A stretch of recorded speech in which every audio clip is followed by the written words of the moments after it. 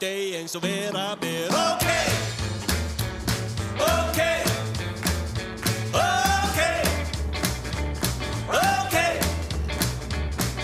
Skyndilega á Bjarnasló og svartur köttur með passató krossaði þvert á hans leið sem fram til þess að var bein og greið. Okay, okay, okay, okay. Ekki alltaf þegin saga sönn eða lagin alla daga. Okay, okay.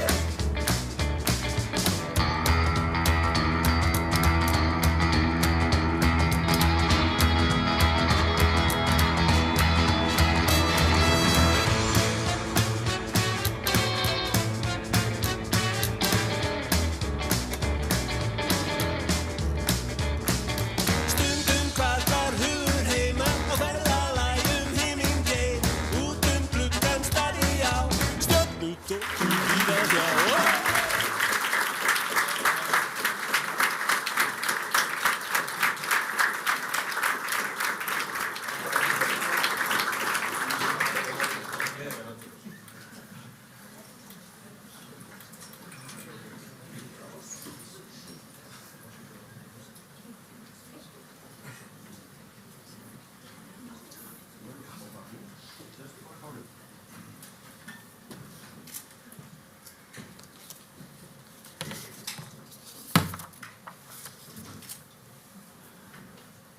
Forseti Íslands, ráðherra, þingmenn og aðri búnaðarþingsfulltrúar, aðri gestir, hjartanlega velkomin á búnaðarþing Bændasamtaka Íslands.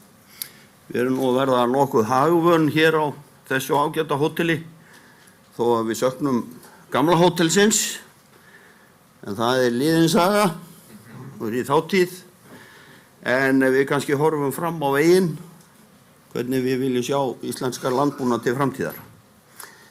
Hér eru búnaðarþingsfulltrúar kjörnir 63 sem að koma til með að svona móta stefnu fyrir Bændasamtök Íslands til fram að næsta búnaðarþingi sem haldið verið 2024 og kannski er þetta búnaðarþing svolítið öðruvísi heldur en það næsta því að á þessu þingi eru enga kosningar þannig að hér eru engin reykfyllt herbergi og allir sultuslagir.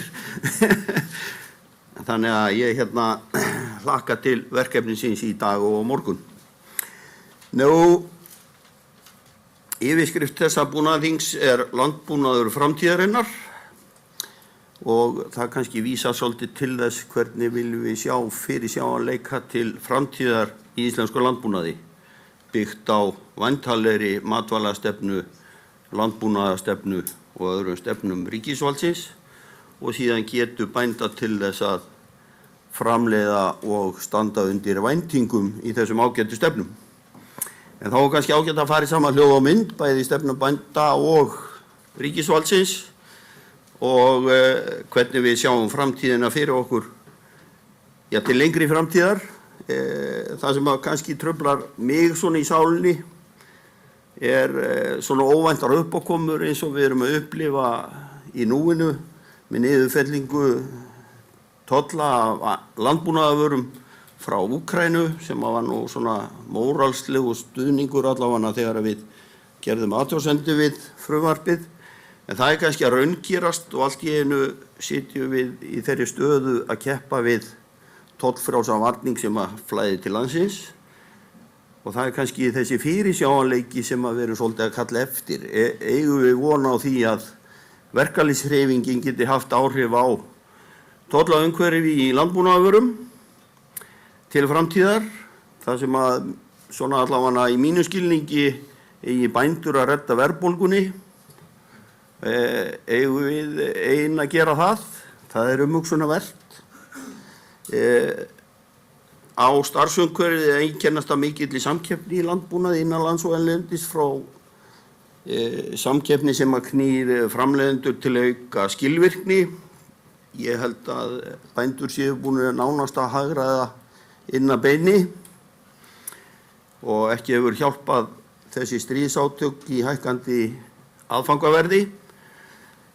eða liggur framtíðin í sterku sambandi neytenda, framleiðenda, verslunar sem að beinist að slow food hugsuninni? Sjáum við fram á mikla fjölgun og endurnýjun í stéttinni þar sem nýir aðilar geta nálgast stuðning og hagstæðari lán til þess að kaupa framleiðslueiningar til að byggja upp sína framtíð. Eða horfum við fram á stöðnun þar sem aðgerðir stjórnvalda einkennast eingöngu að niðurgreiðslu landbúnaðarvara til þess að mæta kröfu neytenda lægra matvælaverð. Þetta eru spurningar sem við þurfum svolítið að velta fyrir okkur og hvernig við sjáum framtíðina. Eitt víst að í sameinuðum bændasamtökum Íslands þá hafa bændur náð þeirri skynsemi að hætta að plokka augum hver úr öðrum, heldur að horfa fram á veginn sem landbúnaður með stóru elli, og ég kem kannski að þessu stóra elli seinna í minni ræðu.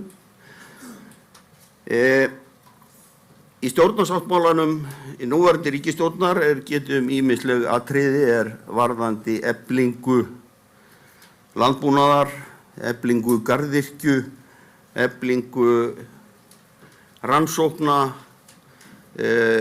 Nú birtist í gær fjármálaáætlun ríkisins og það jákvætt að það eru 2 milljarðar á næstu 4 árum og það svona grunninn til horft til akuryrkjunar og við fögnum því mjög. En þá veltum við svolítið fyrir okkur hvað varðum rannsóknarfé og aðra fjármuni, en núna standa yfir viðræður ríkisvaldsins við bændasamtökin endurskoðun og búvörusamningi sem í gildi til 2026.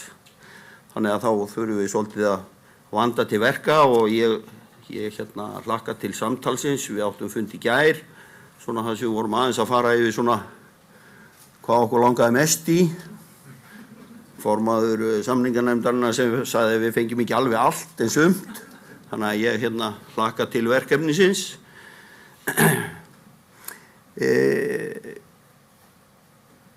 Svo annað sem svolítið að trufla okkur, það vandinn í skipulagsmálum og það snýr kannski að sveitarfélögunum. Það sem að stjórnkerfið í raun og veru að þvæla þessu fram og aftur og við kannski allavega í stærri búum eins og alifuglarækt, svínarækt allt í einu orðin 600 metra radíus í kringum viðkomandi búskap og það nánast hvergi hægt að byggja það nema bara á miðhálendi Íslands held ég ef við ætlum að forðast það að vera ekki nálægt neinum. Þannig að þetta eitthvað sem að við verðum að fara að huga að. En við erum mjög fljót að innleiða regluverk Evrópusambandsins aðbúnað og allir verða að stækka og byggja við. Svo tekur eitthvað 7 til 10 ár að fá leyfi til þess að framkvæma þó að framkvæmdahugur sé til staðar. Þannig að þetta að verða svolítið þvælið. Þannig að ég velti svolítið fyrir mér núna fóru bændaflokkur fram í framboði í Hollandi.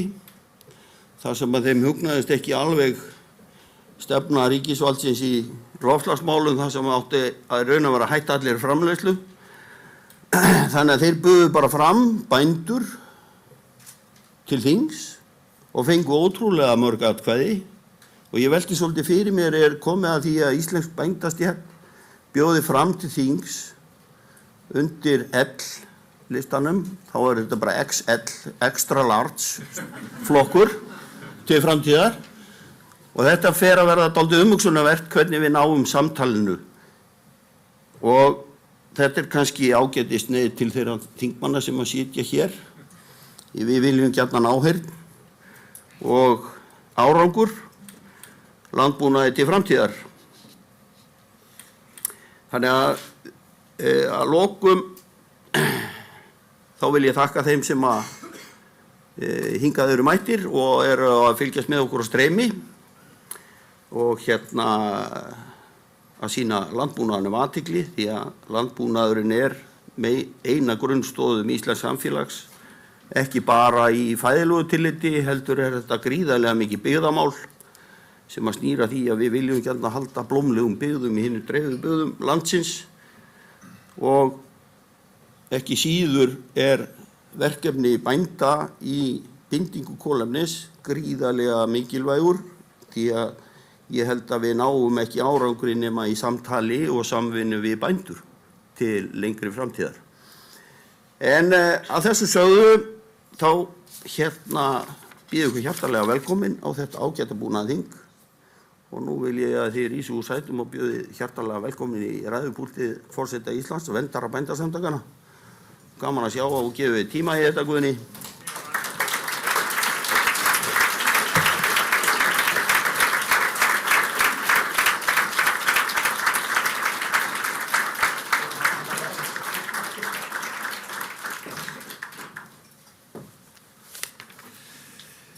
Já, ráðherra og þingmenn og formaður, framkvæmdastjóri og forystusveit Bændasamtaka Íslands, ágætu þinggestir.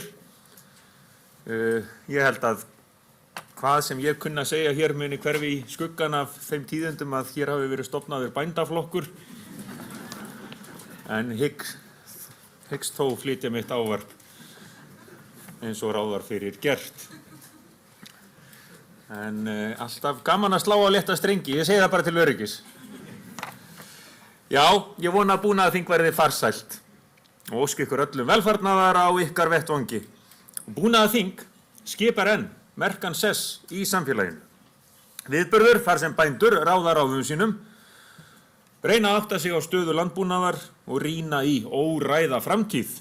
Allt breytingum háð í heimi hér og við sem erum í miðri hringiðu tímans getum stundum átt erfitt með að ná áttum. Þá skiptir máli að halda ró sinni, sýna seiglu og framsýni í senn og mig grunar að slíkir kostir hafi einkennt öfluga búhölda á Íslandi að fornu og nýju. Í gær og í fyrradag vorum við hjónin í opinberri heimsókn í Mýrdalshreppi. Nutum þar gestrisni og góðvildar heimafólks og við héldum úr blómlegri byggð með góðar minningar í farteskinu. Og það var á þeim slóðum sem menn numu land fyrst hér ef að líkum lætur. Hjörleifur, fóstbróðir Ingólfs með Helgu konu sinni, búaliði og þrælum og reki nú sögu þeirra ekki frekar hér en aðrir landnámsmenn settust líka að í grendinni, Loðmundur gamli, Reynibjörn og Sigmundur Kleikir, Galdrahéðinn og Eysteinn Þorsteinsson sem nam land í Fagradal. Ekki komu þessir kappar þó að óbyggðu landi ef marka má fornar sögur. Í Íslendingabók sinni segir Ari fróði að hér hafi verið menn kristnir, þeir eru norðmenn kalla papa, en þeir fóru síðan á braut af því að þeir vildu eigi vera hér við heiðina menn og létu eftir bækur, írskar og bjöllur og bagla. Og hver veit, nema þeir hafi einmitt verið í Fagradal. Á heiðinni ofan dalsins hvílir steinskip, blágrýtis hella sem hefur verið höggvin til. En hverjir gerðu það? Og hvers vegna? Og hvenær? Fullnaðar svar fáum við seint, en svona saga landnámsins, lifandi fortíð, þar sem bæði þarf að efast og sannreyna, spyrja spurninga, geti eyður, og jú, stefna ætíð að því að hafa það sem sannara reynist. Já, það ekki bara framtíðin sem á fleygi ferð. Fortíðin breytist líka þegar vel að gáð. Það var engi breytt gangi sögunar eins mikið og sagnfræðingarnir út í það ferið. Félagar mínir í stétt sagnfræðinga hafa einmitt velt því fyrir sér hvort Hjörleifur Hróðmarsson hafi yfirleitt verið til og tilvist Ingólfs Arnarssonar hefur líka verið dregin í efa. Meira að segja má legið að því gild rök að Haraldur Hárfagri geti verið hreinn og klár tilbúningur.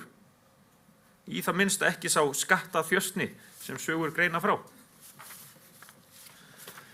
Þannig að, ágætu áheyrendur, allt þetta hugleiti maður í Mýrdalnum, sögu okkar, menningu og mannlíf, þar eins og annar staðar breyttust búhættir lítt öld fram af öld. En síðan varð bylting. Víða henni vel lýst og nefni ég til dæmis endurminningar Eyjólfs Guðmundssonar á Hvoli. Þar segir hann frá sveit sem að vakna af svefni til nýrrar aldar og framfara, eins og segir á bókarkápu eins verka hans. Það var fyrir rúmri öld, ungmennafélagsandi sveifi við vötnum, sjálfstæðisþrá og framkvæmda vilji. Og nú er nýtt landnám hafið. Í Mýrdalshreppi eru þau fleiri af erlendu bergi brotin en hin sem geta rakið ættir sínar til nafngreindra manna í landnámu, til manna sem voru kannski ekki til. Hinir nýju íbúar efla samfélagið, sjálfum sér og heildinni til heilla. En ekki það lengur hefðbundinn landbúnaður sem heldur lífi í fólki, búhættir sem Eyjólfur á Hvoli greinir svo listilega vel frá. Ferðaþjónustan er hinn nýji landstólpi í byggðarlaginu eins og svo víða land allt. Ferðalangar þeysast milli bæja á rútum, dösterum og jarisum og allt þetta lið þarf að þjónusta. Hefðbundinn landbúnaður mun samt halda velli í einhverri mynd, þarf að halda velli í einhverri mynd. En hvað er annars hefðbundinn landbúnaður? Í tillögu til þingsályktunar landbúnaðarstefnu til ársins 2040 les ég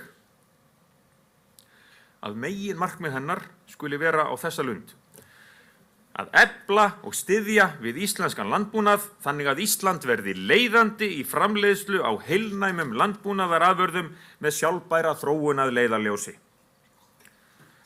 Og kæru búnaðarþingsgestir og aðrir viðstaddir, þetta ættum við auðvitað að geta sameinast öll á þessu landi. En vissulega er það svo að við erum mörg sem tengjast landbúnaði aðeins óbeinum böndum. Sé litið til búsetu er Ísland borgar- og bæjasamfélag. En taugin er þarna samt, taugin til sveitanna. Og við getum gantast með hana. Fjósalegt. I love it. Þannig mælir ungi ríkisbubbinn í kvikmyndinni Dalalíf. Fjósalegt, I love it. Þetta tengir svo vel hið gamla og hið nýja. En ég hef lesið að í þessum orðum felist, eins og þar segir, lúmsk skot Þráins Bertelssonar leikstjóra á þröngsýni höfuðborgarbúa, fordóma þeirra í garð landsbyggðarinnar og skilningsleysi þeirra á grundvallaratvinnugreinum þjóðarinnar. Ég legg ekki mat á það, en hitt veit ég að þeir fóru á kostum í myndinni aðalleikararnir Eggert Þorleifsson og Karl Ágúst Úlfsson. Karl, hann hefur greint frá því að hann glími núna við erfið veikindi og ég nýti þetta tækifæri til að senda honum hlýjar kveðjur og óskum góðan bata. En sjálfur er ég sama borgarbarnið og þeir félagar í Dalalífi. Ég fór aldrei í sveit, hef aldrei búið í sveit. Það er nú langt síðan búskapur lagðist af á Bessastöðum. En samt, skýti ég inn hérna, fyrsta bréfið sem ég fekk, fyrsta alvöru bréfið sem kom inn lúguna, það var fundarboð, boð á fund félags æðarræktarbænda. Og þá vissi ég að ég hafði tekist á hendur fleiri skyldur en ég ætlaði kannski. Bóndinn á Bessastöðum. Og síðastlið haust naut ég þess líka einn dagspart að fara í göngur, seinni göngur. Ég var nú hálf afsakandi, kvaðst ekki vilja þvælast fyrir, en bóndi leit þá á mig, þagði stund og sagði svo: það er nú einmitt tilgangurinn, og þvælist fyrir. Hingað er ég ekki komin til að þvælast fyrir. Og þetta var fallega sagt á sinn hátt. Og ég held að við getum alltaf fundið leiðir til að efla og styrkja íslenskan landbúnað, þannig að við njótum öll góðs af. En haldi ég orðinu áfram, þá fer ég í raun og sann að þvælast fyrir. Og lík því ávarpi mínu nú, eins og ég hóf það, með því að óska ykkur alls velfarnaðar, ykkur sem yrki landið, okkur öllum til heilla. Þakka ykkur fyrir.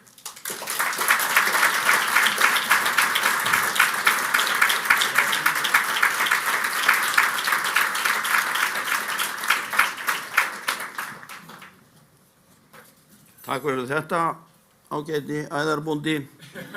Og við erum öll bændur svolítið í sálinni.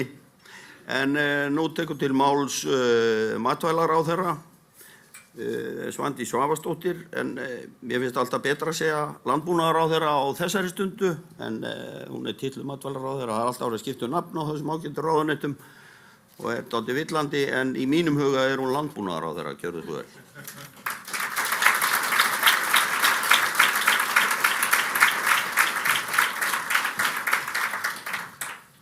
Forseti Íslands, búnaðarþingsfulltrúar og aðrir gestir, ég gegni mjög gjarnan því embættisheiti að vera landbúnaðarráðherra í dag og reyndar marga daga og vil nota þetta tækifæri til að þakka fyrir það að fá að tala við ykkur hérna í dag.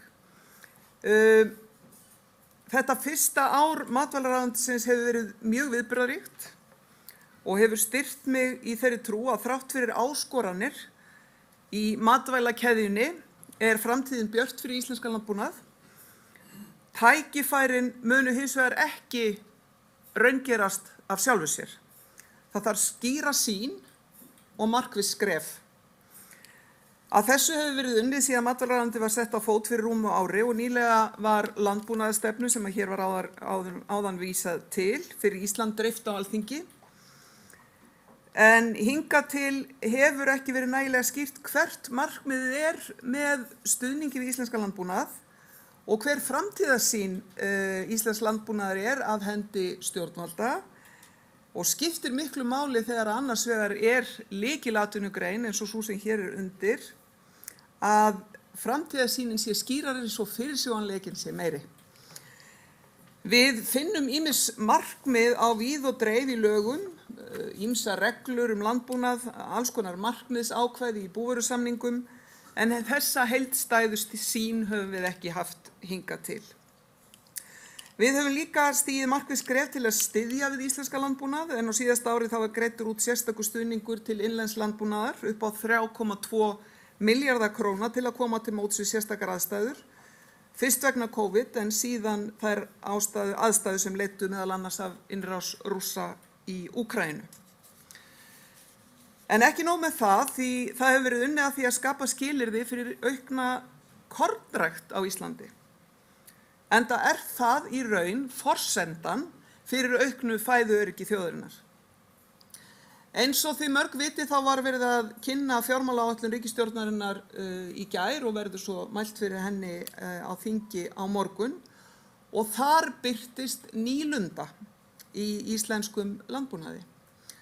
Það að segja að framlög til landbúnaðar verði aukin 2 milljarða króna á tímabili fjármálaáætlunar og þeim framlögum varið til að hrinda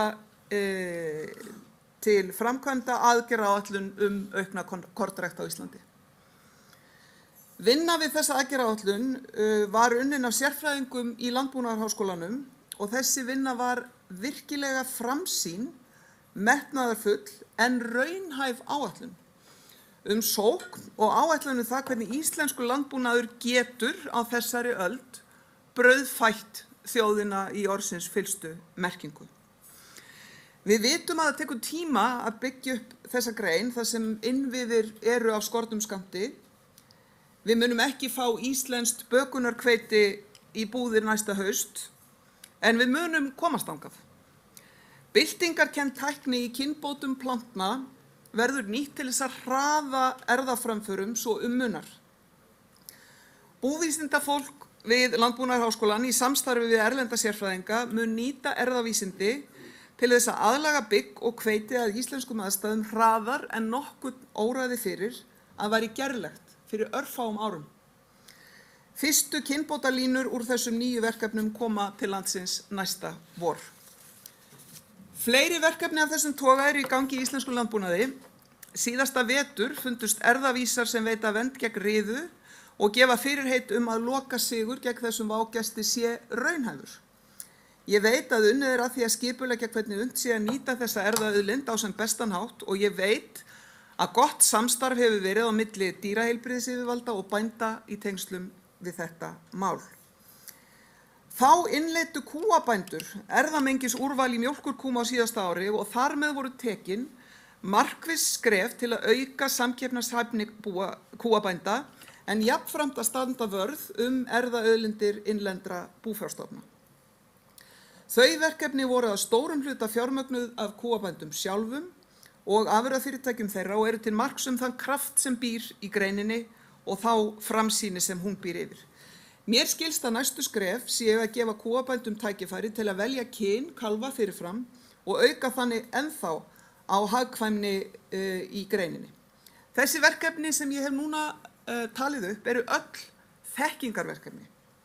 Þetta eru allt nýsköpunarverkefni sem hafa það markmið að innleiða það sem best gerist í heiminum í landbúnaði hingað inn í innlendan landbúnað.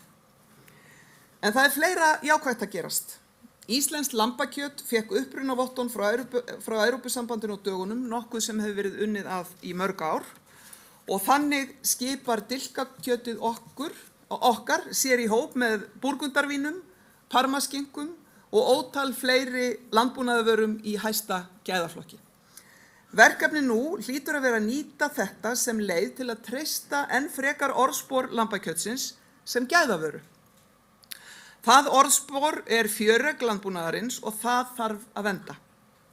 Liður í því er að framleiðslan sé sjálfbær og bændur séu í fararbroddi það að nýta beitarland á sjálfbærari hátt, bæði hvað varðar samfélag og umhverfi. Þá er mikilvægt að afurðafyrirtæki bænda gangi fram fyrir skjöldu með því að veita nákvæmar upplýsingar uppruna, því að það er það sem neytendur óska eftir, að geta tekið upplýstar ákvarðanir. Á síðasta ári var upprunamerkingin íslenskt staðfest kynnt og ég hef séð hana á innlendum vörum, þó einna helst í sjávarfangi. Ég held að við þurfum að setja aukinn kraft í það verkefni til þess að vernda fjöreggið okkar allra sem er orðspor innlendra matvæla. Það er vörur sem neytendur geta treyst að séu framleiddar úr innlendum hráefnum og að farið sé að íslenskum kjarasamningum við framleiðsluna og svo framvegis. Það er lykilatriði í framtíðarsýn og framtíðarskrefum fyrir innlenda matvælaframleiðslu að halda því til haga að matvælaframleiðslan og neytendur haldast í hendur. Þetta eru einir og hinir sömu hagsmunir, það eru sömu hagsmunir hinna dreifðu byggða og þéttari byggðana hér á höfuðborgarsvæðinu og annar staðar. Sömu hagsmunirnir sem leið okkur áfram til sóknar. Ég vil líka nota tækifæri til að óska ykkur bændum til hamingju með nýja kollega ykkar, landeldisbændur, sem gengið hafa í samtökin. Ég hef trú af því að ef vel tekst til með innleiðingu hringrásarhagkerfisins í þessum nýju búgreinum að þá muni skapast mikil tækifæri. Til dæmis við það að nýta þau lífrænu efni sem falla til þess að búa til lífrænan áburð.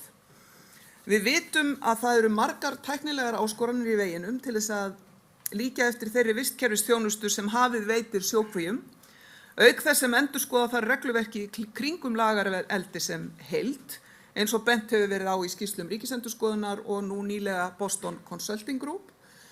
En ég er jafnframt fullviss að ráðist verður í þessi verkefni af miklum metnaði en áform eru uppi tugþúsunda tonna framleiðslu á laxi á landi á næstu árum og vonandi gengur ykkur landeldisbændum vel í ykkar störfum.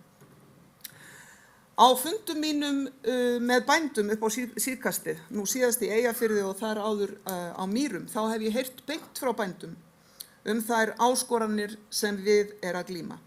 Slíkir fundir eru ómetanlegir fyrir landbúnaðarráðherra alltaf, að hitta fólk sem að þekkir á eigin skinni það sem við er að glíma.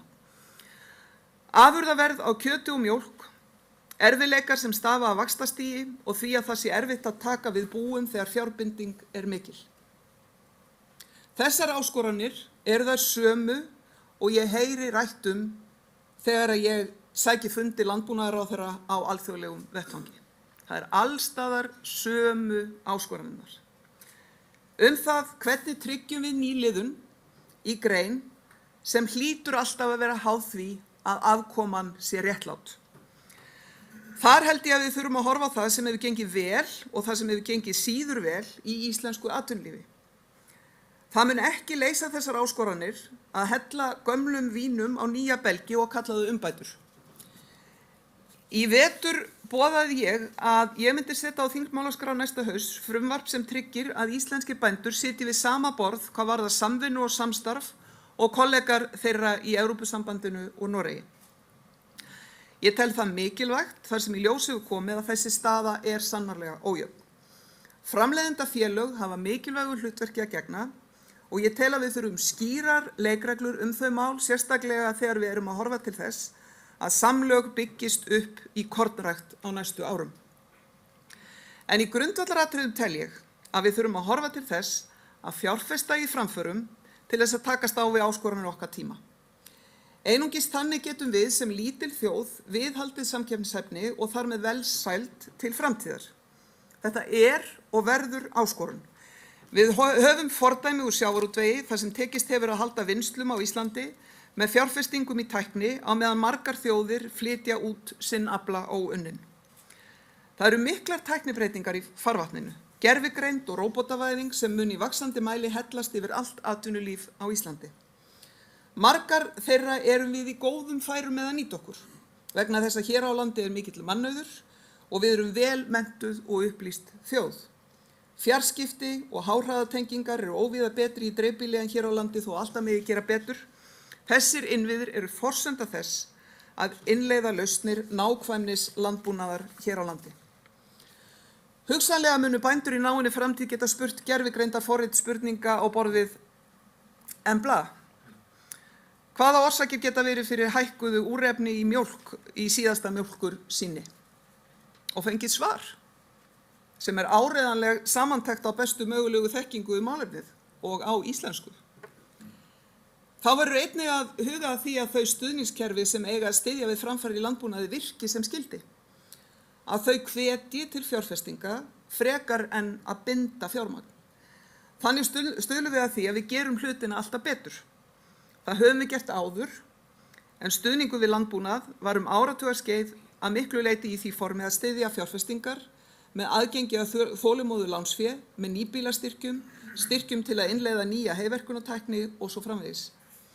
Í dag eru styrkirnir að miklu leyti tengdir framleiðslu í fáum greinum og drjúgur hluti bundinn greiðslumarki. Þó að ég sjái ekki fyrir mér neinar kúvendingar á búvörusamningum við þá endurskoðun sem nú stendur fyrir dyrum og hefur verið nefnd, þá vil ég biðja ykkur að velta þessari hlið málsins fyrir ykkur. Góðir fundarmenn, eftirspurn eftir fjölbreyttari búvörum vex ár frá ári, Íslendingum fjölgar stöðugt og hingað koma milljónir ferðamanna. Raunverð á matvælum hefur ekki verið hærra áratugaskeið og raunverulega er spurt hvort það verði nóg til í heiminum eftir 20 til 30 ár. Þegar við munum þurfa að fæða 2,5 milljarð manna til viðbótar við þá 7,5 sem hér búa í dag og nota á sama tíma minna land, minni áburð, minna jarðefnaeldsneyti og minna vatn. Þetta er verkefnið.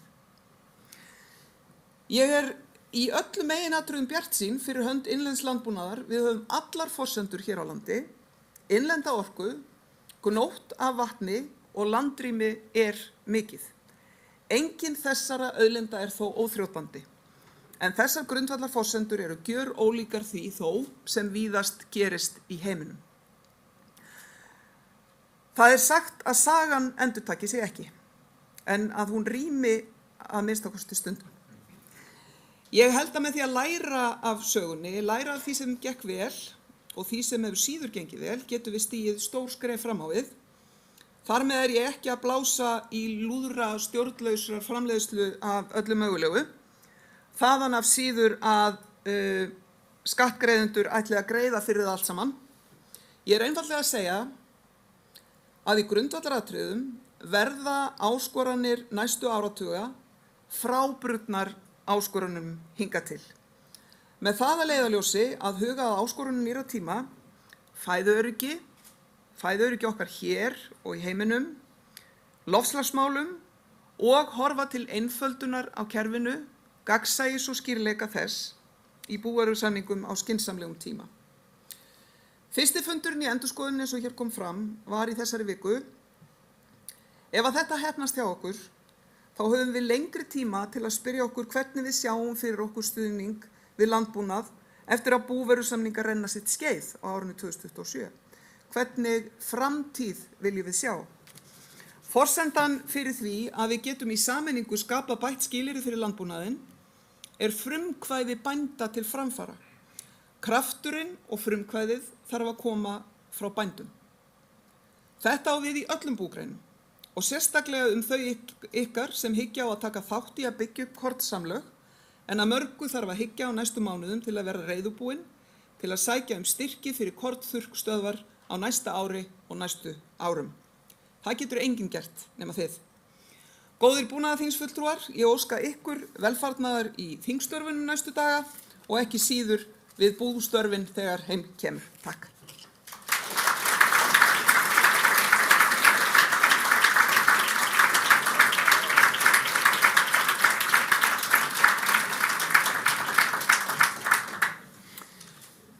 Takk fyrir þetta, landbúnaðarráðherra. Ég tek undir með þér, það eru ýmsar áskoranir sem við þurfum að takast á til framtíðar. En svo við vindum okkur í búnaðarþingið og þær hefðir sem að skapast hafa á búnaðarþingi, að þá er komið að liðnum landbúnaðarverðlaun sem að landbúnaðarráðherra afhendir. Það er annars héti þetta matvælaverðlaun væntanlega, ef það væri matvælaráðherra sem ætla að gera þetta. En Svandís, kjörðu svo.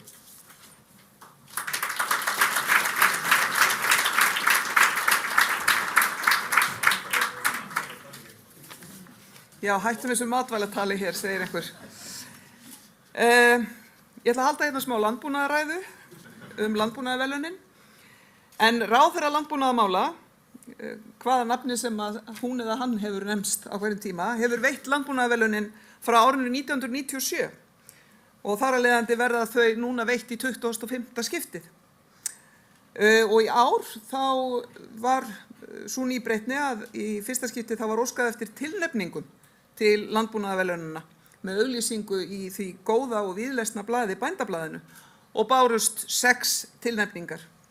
Það var óskað eftir tilnefningum bændabíli, önnur landbúnaðarfyrirtæki eða félög sem talin eru hafa verið á einhvern hátt til fyrirmyndar í íslenskum landbúnaði á næstliðnu ári og við valið var litið til þátta eins og frumkvöðlastarfs, nýjunga í starfsháttum eða annars árangurs sem gæti verið öðrum til fyrirmyndar í landbúnaði, svo sem á sviði umhverfisstjórnunar, loftslagsmála, ræktunarstarfs og annarra þátta í starfseminni. Landbúnaðarverðlaunin árið 2023 hljóta þau Helga Elínborg Guðmundsdóttir og Þorgrímur Einar Guðbjartsson á Erpsstöðum í Dalabyggð. Þau hafa búið á Erpsstöðum í 25 ár og alla tíð ástundað búskap sinn af forsjá og áhuga.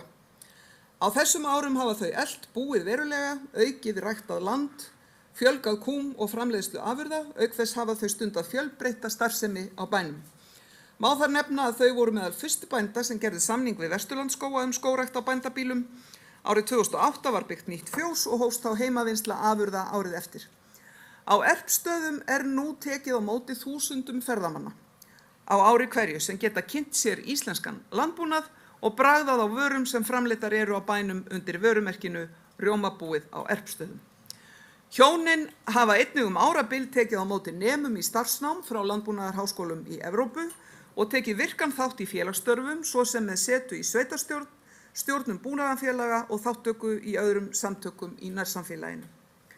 Fyrir frumkvöðla og framfarastarf í íslenskum landbúnaði og samfélaginu í Dalabyggð árabil hljóta hjónin á Erpsstöðum landbúnaðarverðlaunin 2023, en verðlaunagripinn í ár hannaði Unndór Egill Jónsson. Verkið er gert úr íslensku kræklóttu birki og evrópskri hnotu. Verkið er bikar sem mætti líka sjá sem skál eða ílát sem borið er uppi af lífrænt mótuðu birkitré. Á sama tíma og birkið er nýtt sem uppistaða verksins er því líka gefinn laus taumurinn og náttúrulegri fegur þess leyft að njóta sín. Og allt er það tákrænt. Til hamingju Helga Elínborg og Þorgrímur Einar, eru þið hér? Gjörðu svo vel.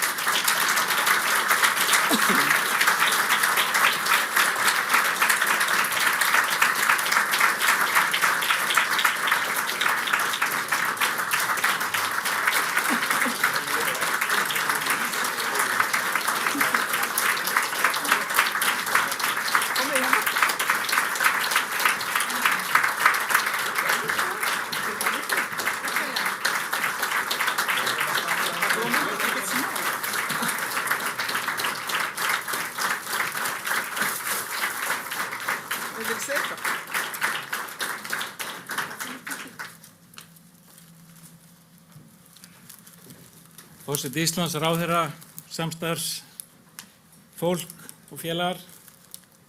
Þetta heiður. Takk fyrir.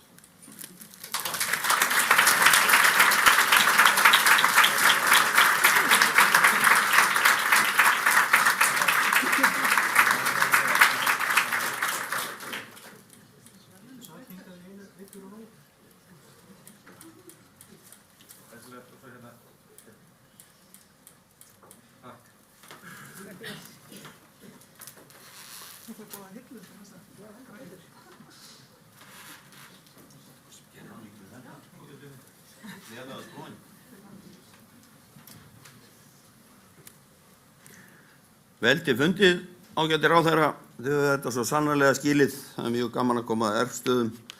Síðast þegar ég kom þangað, þá var ég upplýstur það að jólasveinninn, hann væri fundin upp í Dölunum. Ég er ennþá að reyna að finna út úr því hvernig í veraldarsögunni Dalamenn fundu það að jólasveinninn væri upprunnið þaðan. Þannig að Guðni, nú vantar mig sagnfræðing til þess að rýna þetta til gagns og nú þarf ég að heyra sannleikann því að næst þegar ég ætla að fara að Erpsstöðum að þá þarf ég að hrekja þessa ágætu sögu en hún var góð. Klálega. Heyrðu, öllu konum sleftu þá hérna ætlum við að halda áfram með dagskrána. Ráðherra kom aðeins inn á nýja búgrein innan bændasamtakanna sem landeldi og við fögnum því mjög að þeir skulu vera komnir í okkar félag. Þar liggja ýmis tækifæri og Þorvaldur Árnason, formaður laxeldisdeildar Bændasamtaka Íslands, ætlar að flytja hérna stutt erindi blandeldisáburð. Við höfum verið að vomast yfir því hvað þetta ætti að heita í lengri tíma. Ég hef notið þess að vera í þessu samtali nánast í 2 ár og núna erum við kannski að sjá ljósi í myrkrinu og Þorvaldur, gjörðu svo vel.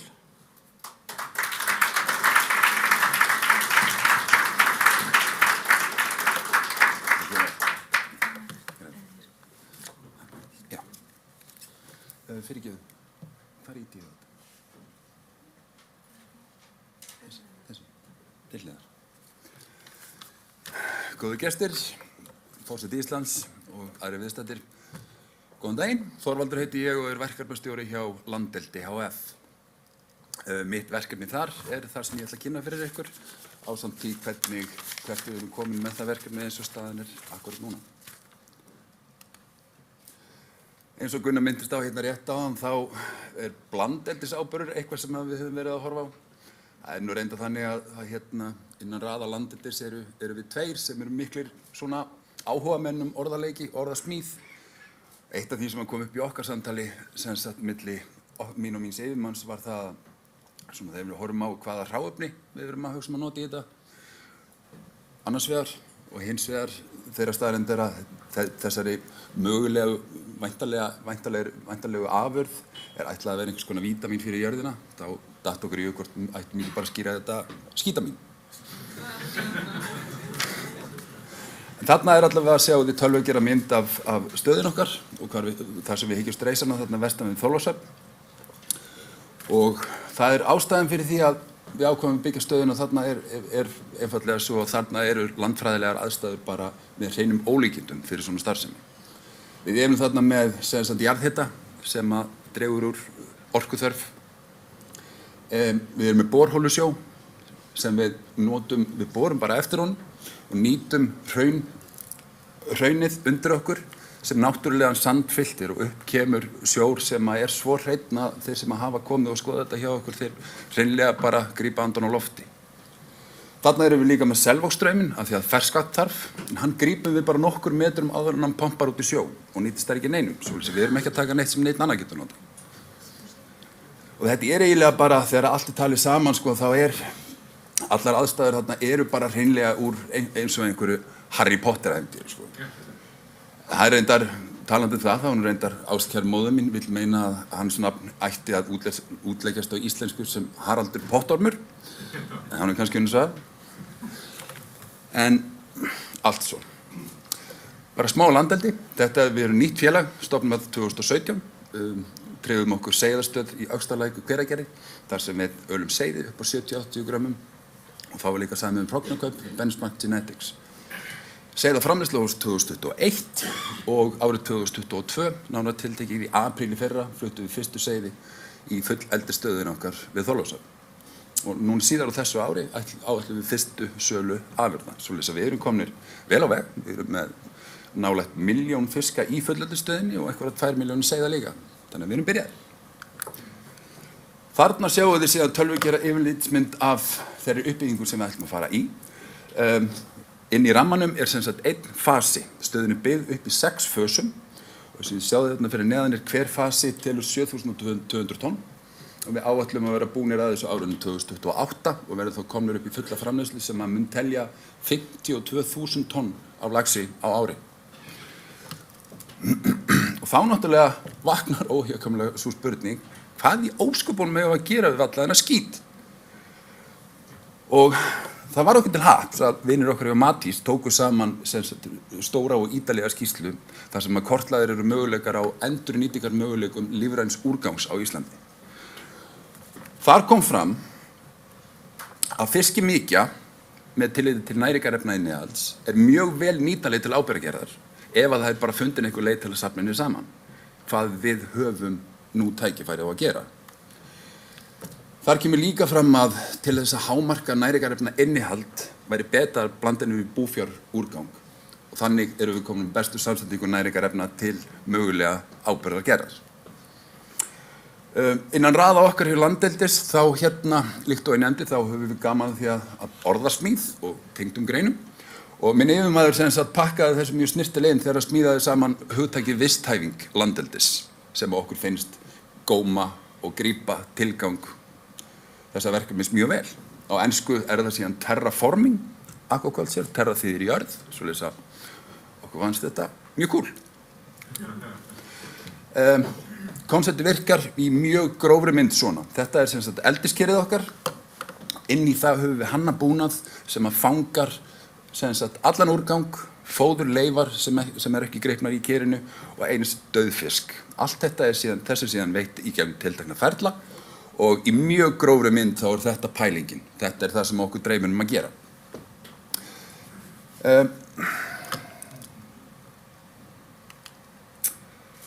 Nú, sumarið 2000... Datt út? Já, nú er ég bara gagslaus.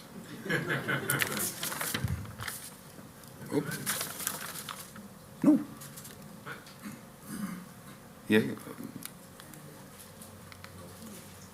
Nei, hann vill ekki þessa glæru. Nei, semst... Þetta er svo diskotekki maður. Heyrðu allavega. Sumarið 2022 þá höfðum við hjá Landeldis forgöngu og frumkvæði að því að stefna saman öllum þeim fyrirtækjum sem hyggja á stórskala fulleldi á landi á Íslandi. Það eru sem sagt við, það er Samherji, það eru Geo Salmo, sjálfbært fiskeldi Vestmannaeyja og Matorka. Og utan um þetta verkefni, hvað var endurnýtingu úrgang, stofnuðum við síðan Landeldis Samtök Íslands. Og við sama tilefni þá gerðum við viljayfirlýsingu við Bændasamtök Íslands. Það sem að allir hagaðilar koma saman til þess að finna bestu leiðir til þess að nýta það sem tilfellur bæði úr landbúnaði og landeldi. Gjörðu svo. Takk. Og ég hingra bara. Já, bara ég. Já. Hvað með svona sigur hana? Þetta er svona freka vandræðilegt hérna.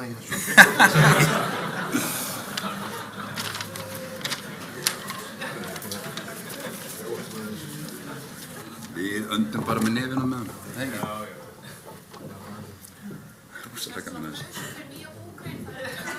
Já, nákvæmlega. Er þetta vinnustaðarhaukur?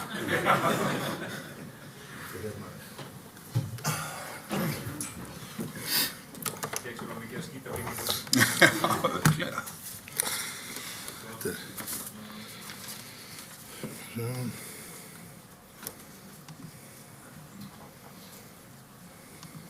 Síðan. Þetta er hérna... Hérna hérna.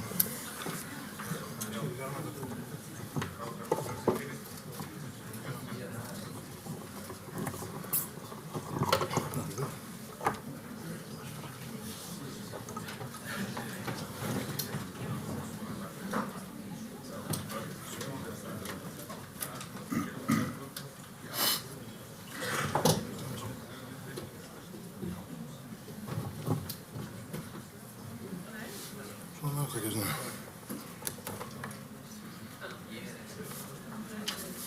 Já.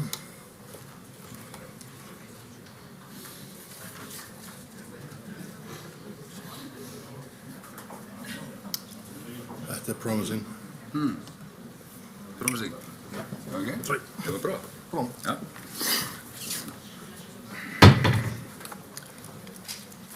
Herri, já, sæli verið aftur. Hvar vorum við stödd? Já, þarna sjáum við það. Og þetta er sem sagt sá hópur sem stendur að því að finna bestu leiðir til þess að mögulega gera eitthvað nýtt og spennandi við það sem áður hefur verið losað bara beint út í sjó eða bara urðað einhvers staðar sem ekki fallegt. Í samtali okkar við bændasamtökin þá kviknaði líka svo hugmynd að fara með þetta verkefni áfram og sækja það. Nei, afsakið. Eitt ætla ég að nefna áður en ég kem að því. Vistfræðing landeldis hefur til þessa dags hlotið brautargengi hjá mörgum sjóðum. Fyrir þann stuðning erum við gríðarlega þakklát. Án þess værum við ekki komnir svona langt vegna þess að við erum laxeldisfyrirtæki og þetta er hliðarverkefni hjá okkur. En sem betur fer að hefur stuðningur úr öllum áttum gert okkur kleift að vinna þetta áfram, svo ég þakka fyrir það. Eftir að við fórum að tala saman við og fulltrúar bændasamtakanna, þá kviknaði svo hugmynd að fara og sækjum styrka á stóra sviði til Evrópusambandsins í alvöru verkefni. Og þetta er þvílíkt skrimslega verkefni, sko. Þetta tók marga mánuði og ég tala umsókn, það var umsókn, en þetta er 120 blaðsíðna tröll af skjali, svoleiðis að vinni meira á eitthvað doðrandi heldur en eitthvað umsókn, sko. En við allavega fórum á stað og settum saman hóp umsækjanda til að standa saman að þessu verkefni. Og svolítið skemmtilegt, sko, bara aftur, ég er eins og ég er, sko. En mér verður alltaf að hugsa til, sko, til uppáhaldsbókarinnar minnar, sem þetta er Hringadróttin saga. Það er nefnilega að tala föruneytir hingsins, það voru nokkrir aðilar sem tóku sig saman í tilgreinda vegferð til þess að losa sig við ákveðin hring. Þetta hins vegar vekur alltaf upp þau hughrif hjá mér að hérna séum við að horfa á föruneytir hringrásar hagkerfisins. Mér finnst það svolítið skemmtilegt. Allavega, þarna er landeldi. Norski tækjaframleiðandinn Blue Ocean Technology, hann hannar fyrir okkur og lætur okkur fá búna sem afvatnar fiskimykjuna til áframvinnslu. Þarna er færeyska verkfræðistofan SMJ sem er með okkur í að hanna og besta alla ferla og leiðslur og lagnir og eitthvað sem ég kann ekki eins og útskýra. Það er við með Orkídeu og Ölfus Cluster sem hvort ekki hafa komið rosalega sterkinn í þetta verkefni með okkur og að sjálfsögðu síðast en mjög langt í frá síðast Bændasamtök Íslands. Án ykkar þá væri þetta aldrei hægt. Svo takk fyrir það. Nú við sóttum styrk inn í þetta live mengi svokallaða sem hverfist umhverfis- og loftslagsmál á Evrópusviðinu. Við sóttum 5 milljóna evru styrk fyrir 4 ára verkefni til þess að koma þessari draumsýn okkar framleiðslu áburðar úr lífrænum úrgangi á sviði. Og konceptið, sko, ég biðst afsökunar á myndgæðanum hérna, en við erum að búa til eitthvað nýtt sem er ekki til, svoleiðis að það er ekki til hennar heimildir. Þetta er bara tekið beint upp úr umsókninni. Þarna sjáum við með grófum hætti eldið okkar lengst vinstra megin. Þaðan síðan tökum við úrganginn og af vötnum hann, þarna dewatering, og þaðan fer hann í svona stóran subtank. Þá kemur þarna þetta brúna, sem er búfjárúrgangur. Inn í þann subtank fer líka búfjárúrgangur og þarna er þessu blanda saman. Svo er þetta sett áfram í gerjun og alls konar og út mögulega vonandi kemur nothæfur áburður. Í þessu líka, sjáu þið, vegna þess að í þessu mixer og við þessi efnaskipti sem verður við það að vinna skítun og blanda honum saman, þá myndast bæði hiti og lífgas líka, talandi orkuskipti. Ímyndið ykkur bara ef það væri geranlegt að keyra haugbílana á umframafurð úr áburðarframleiðslunni okkar. Það er sjúklega töff. En allavega, sko landeldi sem betur fer bar gæfa til þess þegar félagið var stofnað að setja sér ofsalega metnaðarfull markmið hvað var umhverfismál. Þetta bara byrjaði allt með ákvörðun. En ég meina, það byrjar allt með ákvörðun. En ákvörðun hins vegar er einskis virði ef henni fylgir ekki framkvæmd. Ég get alveg ákveða að fara til Egilsstaða, en það bara gerist ekki nema ég bara framkvæmi það sem ég þarf að gera til að komast þangað. Það liggur bara svolítið í hlutarins eðli. En við fengum þessa hugmynd og tókum ákvörðun að framkvæma þetta og fylgja þess eftir eins vel og við gætum. Verandi ekki sérfræðingar, aftur, við erum laxeldisfyrirtæki. En málið það, og það það sem svo fallið í, svolítið afsaki, ég líka sérstakur áhugamaður seri og sálfræðin og frekar einfaldur líka. En ákvarðanir geta orðið að framkvæmd og það sem við framkvæmum getur orðið að vana ef við gerum það reglulega. Það sem kemst upp í vana verður að meginreglu okkar í lífi og starfi og þess vegna hvet ég ykkur og okkur öll. Gerum það að meginreglu að leita lausna og betri leiða og leggja þannig okkar á mörkum til farsældar fyrir landbúnað. Setjum í forgang að hafa augun opin fyrir möguleikum sem geta nýst til góðs. Af því þetta hlutirnir falla ekkert í fangið á okkur. En ef við erum með augun opin og radarinn á, þá finnum við það sem annars hefði farið fram hjá okkur. Þið sjáið það bara á þeir sem hér stendur. Ég réði mig inn til laxeldisfyrirtækis fyrir ári síðan. Nú stend ég hérna að kynna verkefni sem að valla utanfrá séð hefur merkjanlegan skurðpúlt við kjarnastarfsemi laxeldisfélags. Ég er ofboðslega stoltur af þessu verkefni og ég er gríðarlega stoltur af því að geta kallað mig bónda sem formann búgreiðandenda landeldis. Þetta er alveg absúrt ég er lögfræðimenntaður tórasjómaður úr Breiðholtinu. Þannig að Þetta er við samt sameiginlegt við nákvæmlega En ég er samt ánum svo helgaður þessum málstað Ég stend mig að því kvöldinu, ég sitt heima og googla pappabrandur í landbúnað Ég fann þetta í gær fyrir uppáhalds íþrótt kinda. Badminton. Ekki? Allt svo. Að endingum, þá vil ég þakka ykkur öllum fyrir og ég vil sérstaklega færa allar okkar dýpstu þakkir til þessa frábæra starfsfólks bændasamtakanna. Því líki snillingar sem þið eruð og takk fyrir allt sem þið hefði gert fyrir okkur. Eitt í þessu, ég get bara ekki sleppt tækifærinu að minnast og þátt pabba míns í þessu. Hann nefnilega ákvað að hjálpa syni sínum með því að sparka þessu verkefni af stað á Evrópusviðinu. Hann gerði það að verkum að þetta er fræðilega mögulegt. Og hann býr erlendis en ég held hann sé að horfa á streymi, þannig að takk pabbi minn. Að lokum þakka ég fyrir mig, njótið dagsins.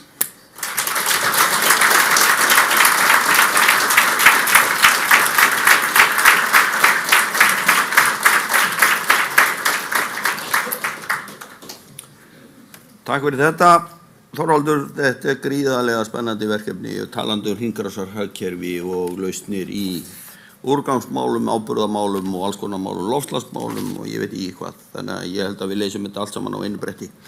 En væntingastuðullinn er dálítið hár en við vonum að við náum þangað. En þá er næstur á sviðið Jóhann Þórsson, forstöðumaður markaðsmála hjá Sjóvá sem ætlar aðeins að renna yfir nýgerðan samning sem að bændasamtökin skrifuðu undir í gær við Sjóvá tryggingar til handa bændum. Jón, gjörðu svo.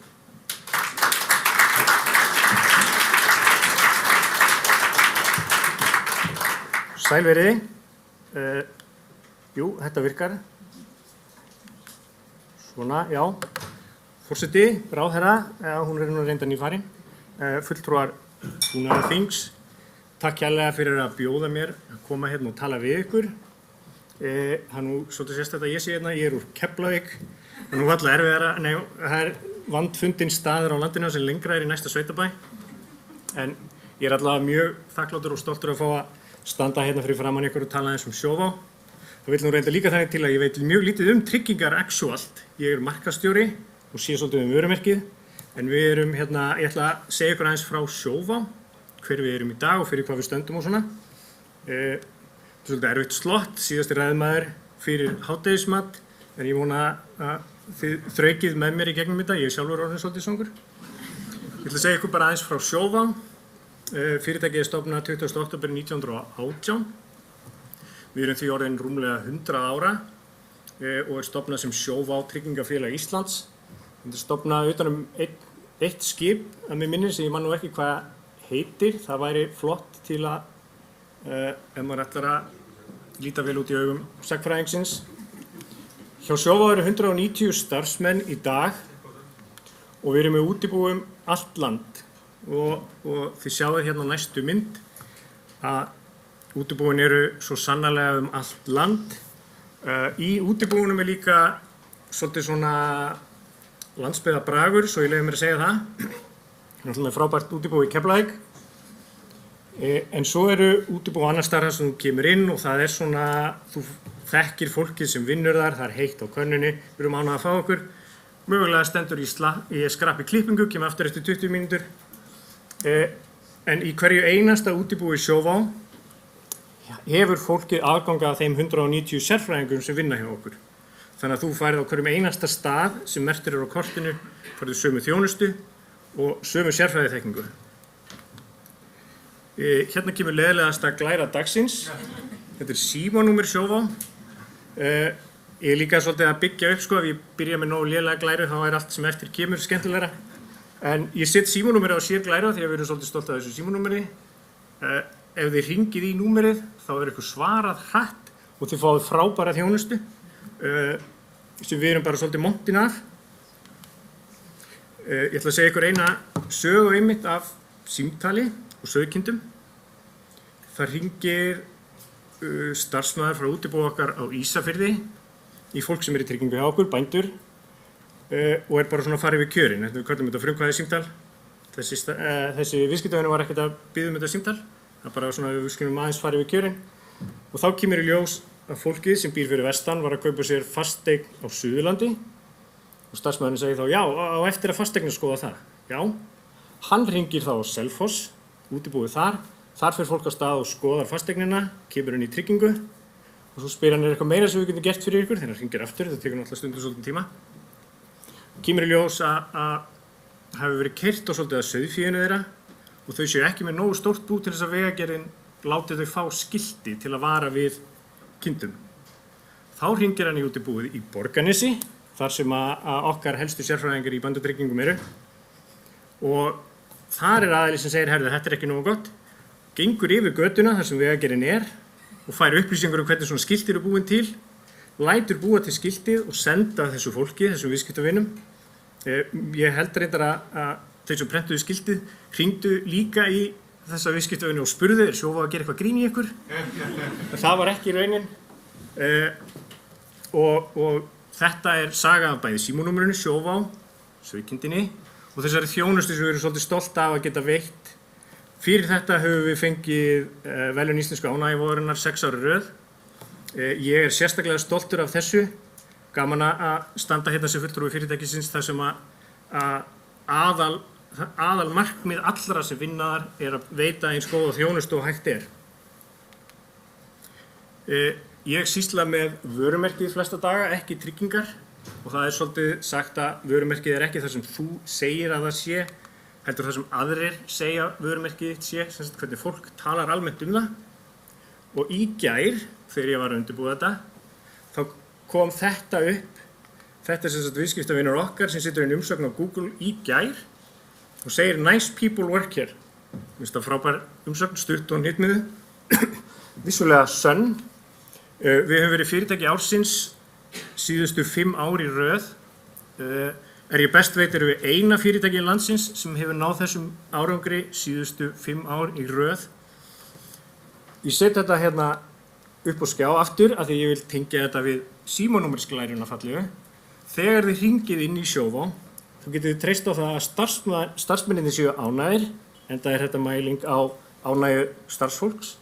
Þau séu bara glöð að heyra í ykkur og að það sé lítið mál að labba yfir götuna og láta Vegagerðina búið til skilti ef þörf á því.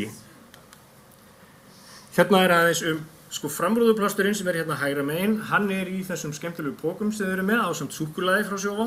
Við framleiðum ekki súkkulaði, við kaupum það af öðrum sem eru betri í því. En þessi framrúðuplástur og þarna þetta mynd af tengdapabba tekið í COVID. Ég lofaði honum að þetta ekki notað í neitt. Þessi mynd komin upp á skjá hérna á Búnaðarþingi. Þarna erum við að veita, þetta tækni sem við erum með sem gerir okkur kleift að skoða tjón í gegnum síma viðkomandi. Þetta kannski sérstaklega nytsamlegt fyrir bændur þegar það langt í næsta þjónustuaðila. Þá hægt að skoða tjónið í gegnum síma, veita þjónustu, mögulega greiða út tjónið samdægurs ef það ekki eitthvað sem þarf að laga. Og þarna metið hvort einhver aðili þurfa að koma á staðinn eða ekki. Þarna er hægt að skoða strax, þarna þarf ekki starfsmaður frá okkur og viðkomandi að mæla sér mót klukkan eitthvað. Þetta sparar rosalega í akstri. Við erum mjög stolt af báðum þessum lausnum og fengum fyrir þetta verðlaun umhverfissamtaka atvinnulífsins. Við sjáum að Guðni er ekki síður stoltur að hafa verið þarna á þessum tíma. Af þessu þetta eitt af mörgu sem við hjá Sjóvá erum mjög stolt af. Annað farsælt samstarf okkar við Landsbjörgu sem núna samstarf sem næri yfir 20 ár.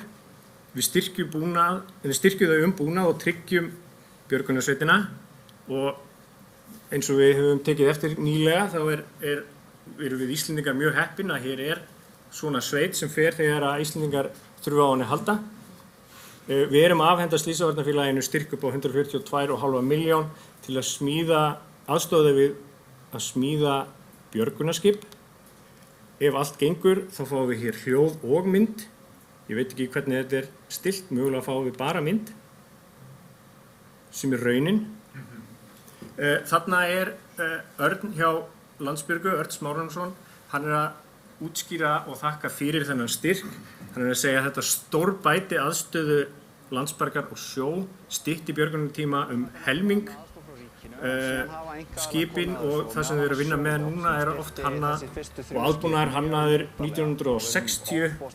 Búnaðurinn í þessum skipum hannaður 2023. Þarna hann segir eitt að stærsta að þarna klósett borð sem hefur ekki verið. Þess vegna hafa alltaf þetta, ég nýbúin að læra þetta, ég læri þetta í gær held ég. Klósettið ekki bara svo þessi þægilegt að vera borð, heldur geta bæði kynin starfað í skipunum á sama tíma. Sem áður var mikið vandamál ef þú þurftir að gera þína þarfir út í sjóinn í miðri björgun. Þannig að það margt þarna ekki bara tæknin, heldur allt sem kemur í. Við erum mjög stolt af þessu samstarfi okkar við Landsbjörgu. Síðan koma hérna flottuglærurnar til að vega upp á móti símanúmerinu. Hérna skipið að sigla inn að Siglufirði nýliðna helgi. Þar var allt annað veðurfar heldur en hér. Þetta skipið komið til heimahafnar á Siglufirði, það fekk nafnið Sigurvin. Við erum merkilega ánægð með þetta samstarf og erum mjög glöð að geta tekið þátt í þessu með Landsbjörgu. Við erum einnig mjög stolt og ég þakka kærlega fyrir að þið skyldu bjóða okkur hingað. Við erum mjög stolt af þessu samstarfi sem Gunnar nefndi tryggingar fyrir bændur. Sem var samningur sem var undirritaður í gær. Þannig þakka ég bara kærlega fyrir að hafa boðið Keflvíkingum frá Sjóvá að koma kynna fyrirtækið aðeins. Og mér skilst að þessi kominn matur.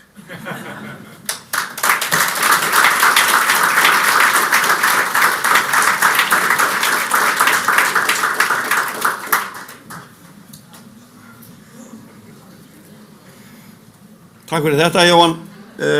Veit ég hvort að hvernig á að setja þingið, það núna eða? Já, það hádegismatur núna.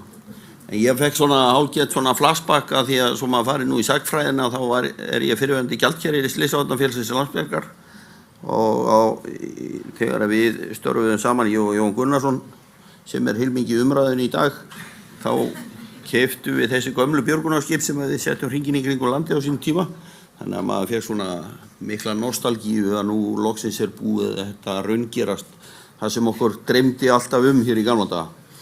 En að þessu sögðu þá bara hádegisverður og hérna hann ekki framborinn á borðinu. Jú, það nikka kollið þarna yfir stýrurnar sem öllu ráða. Þannig að þá treysti ég því að við fáum eitthvað að snæða. Þökkum fyrir þetta í bili.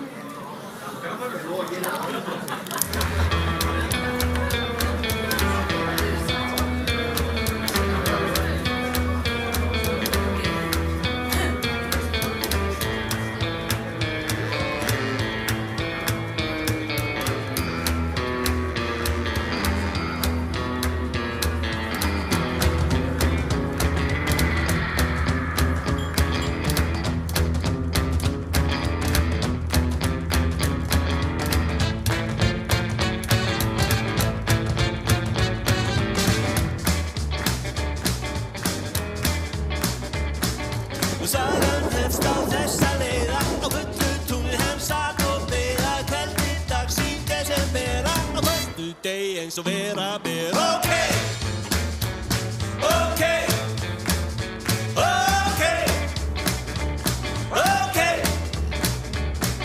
Skyndilega á Bjarnasló og svartur köttur með passató krossaði þvert á hans leið sem fram til þess að var bein og greið. Ókei.